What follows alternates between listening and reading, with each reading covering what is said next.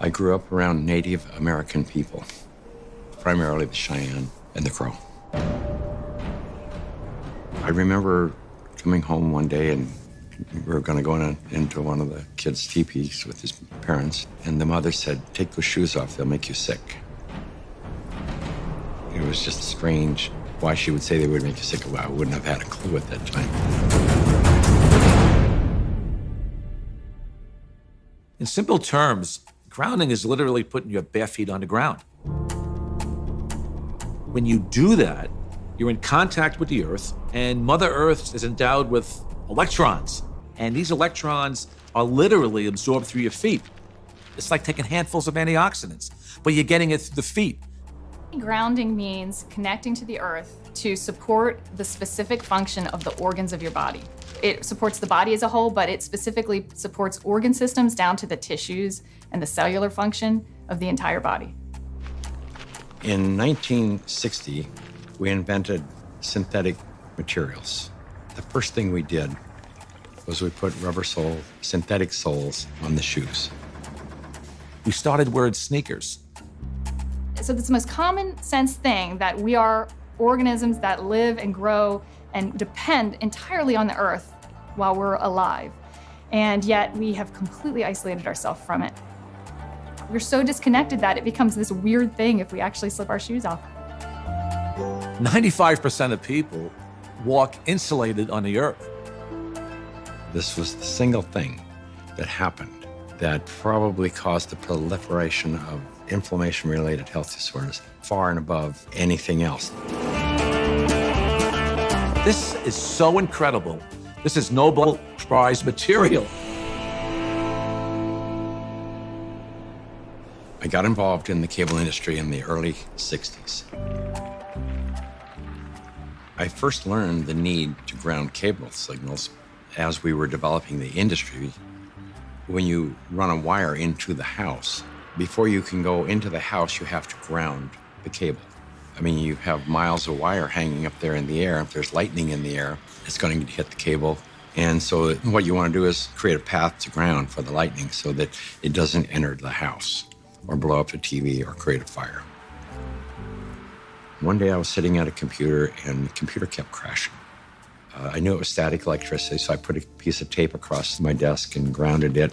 Then I realized in that process that the outlet wasn't grounded, so I fixed it so that I could get rid of the static electricity. And I didn't think too much about it. I walked outdoors and I sat on a bench. This tour bus pulled up, and it looked like they had just been to one of these outlet malls, and white Nike shoes were on sale. It just dawned on me. I asked the question, I said, I wonder if it's possible that humans are, we're no longer naturally grounded. I wonder if these shoes could be interfering with us. So that night, I went to the hardware store and I bought a roll of metal duct tape. And I just taped it across the bed. I threw a wire out the window and it had a ground rod outside. I connected to the ground rod on one side, connected to the metal duct tape that I had laid on the bed. So when I laid down on the duct tape, I was like grounded because it was connected to the earth.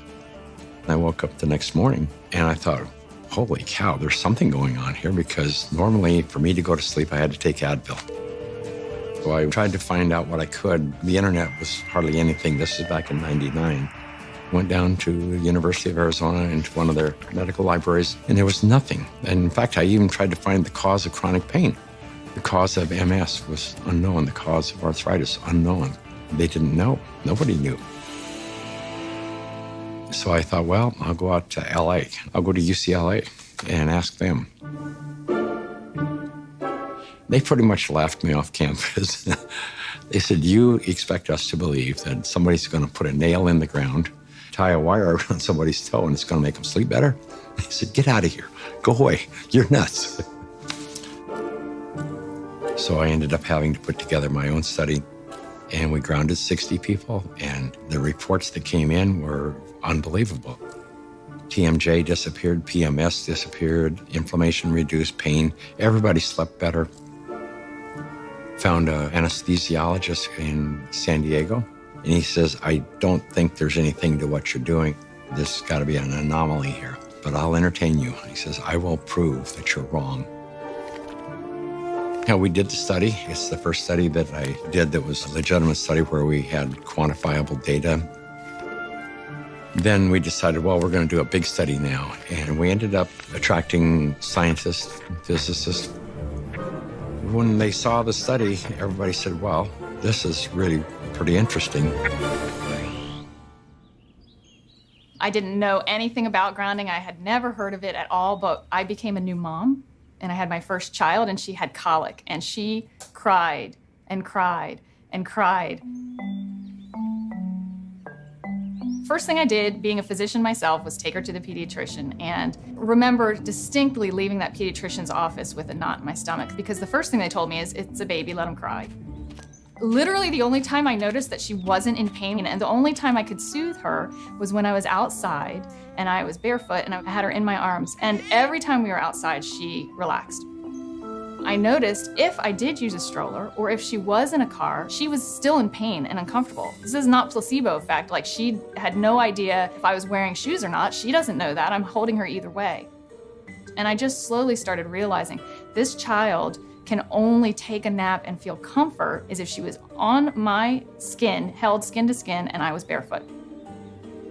She'd be dead asleep, and if I stepped in the house and took both my feet off the ground, she would wake back up and the pain response would come back. And I didn't know what it was called, and I didn't at that time feel comfortable thinking about using it in my conventional medical practice, but I just knew that this is what I'm gonna do to help my child. I was working with a mentor of mine, and she recommended that I ground my energy. I didn't know what she meant by ground yourself, so the first thing I did was go home and look it up on the internet, and through doing a search about grounding, I found Clint Ober's work and the book about earthing, and I realized that it's a real thing and a real healing modality with tons of medical literature behind it. I first learned about grounding maybe 12, 13 years ago through one of the trainers for the Tour de France team from the US, and he was using it with many of their athletes and with surprising results. And I think that surprising best summarizes my response to it because it didn't seem to make sense. I think I became a believer once I started to explore the science. If you take a microscope and you look at a piece of wood and you go down, down, down, all of a sudden there's nothing there. There's molecules, but they're not even connected. What's holding them together? What's the force that's holding everything together? Our body is electrical. This is all electronic equipment.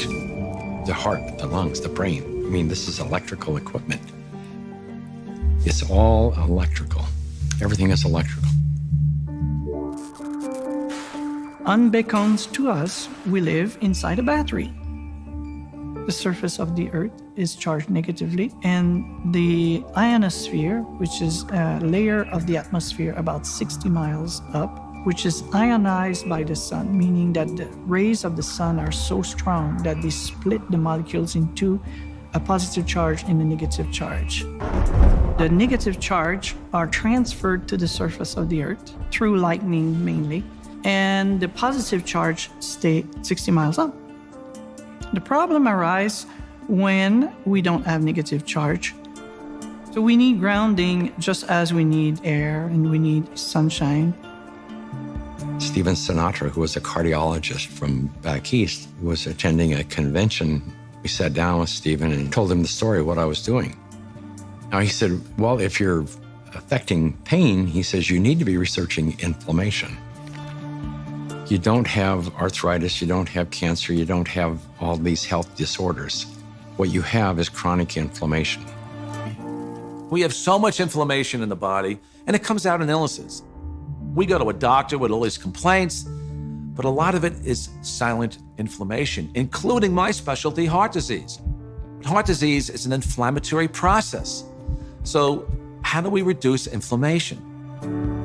Inflammation is produced by neutrophils, which is a white blood cell. You have an injury, you have a damaged cell. And so these white blood cells come over and they encapsulate the damaged cell and they release reactive oxygen species, which rip electrons from the damaged cell, and that destroys the damaged cell. If there's not enough free electrons there to reduce the remaining radicals, they're going to steal an electron from a healthy cell and in the process damage it. Then the message goes out to the immune system, and another neutrophil does the same thing, eliminates that cell, and then you end up with a chain reaction. ATP is short for adenosine triphosphate. It's the energy currency of the cell. So we're bioelectrical beings. That's the currency of our body. That's how it works. That's how we run our biological systems, is by generating this electrical energy that's transferred. And when we connect to the earth through a conductive surface in some way, there's a transfer of electrons that slowly go into our body. In situations where we are insulating ourselves from this surplus of electrons into our body, we're going to get the absolute opposite. So instead of having low levels of inflammation and a thin blood, we'll have thick blood that's more likely to clot, and our levels of inflammation tend to increase. You could take anybody who has chronic pain. It doesn't matter who they are. It doesn't matter what's wrong. And ground them, and you're going to have a significant reduction in pain. You're going to stop the oxidation or the inflamed portion. That stops almost immediately. Then the body can heal and return to normal. And healing generally is improved by 60-70%. If inflammation is the cause of all these health disorders, then I know that not grounding is the cause of inflammation, because if the body is grounded, you can't have inflammation. Can we measure the effects reproducibly? The answer to that is yes. We now have 20 studies. There's 21 published studies in the medical literature on earthing and grounding. And this is peer-reviewed stuff. In simple terms, what earthing does is literally, it quenches the fires of inflammation. And if inflammation is the source of all root illnesses, including Alzheimer's disease, cancer, heart disease, diabetes, I mean, the list goes on and on. If you can impact inflammation and, squelch it, kill it, stop it, we're going to be healthier beings. So, why hasn't it caught on in mainstream? I can only say it will. There's a well-established, traditional, conventional system that relies on expensive intervention. So they'd like to perpetuate that, and they're not too interested in having some competition coming in for a lot less expensive to sort of sabotage their profit levels.